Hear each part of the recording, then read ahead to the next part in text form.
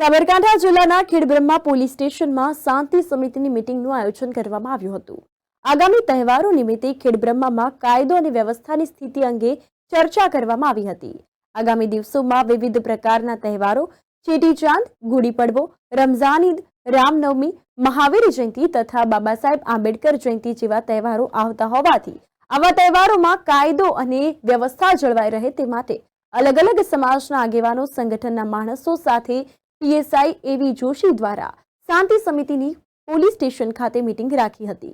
તો આવનારા તહેવારોની દરેક સમાજના લોકો દ્વારા શાંતિપૂર્વક ઉજવણી થાય અને શાંતિ શહેરમાં ડહોળાય નહીં તથા કાયદો વ્યવસ્થા જળવાઈ રહે તે માટેની ચર્ચા વિચારણા કરવામાં આવી હતી।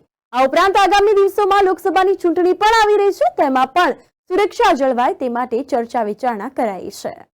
ખેડબ્રહ્મા પોલીસ સ્ટેશન ખાતે શાંતિ સમિતિની મીટિંગ યોજાઈ હતી, જેની અંદર આવનાર સમયની અંદર રામનવમી સહિતના વિવિધ તહેવારોમાં જે હિન્દુ સમાજના રીતિ રિવાજ મુજબ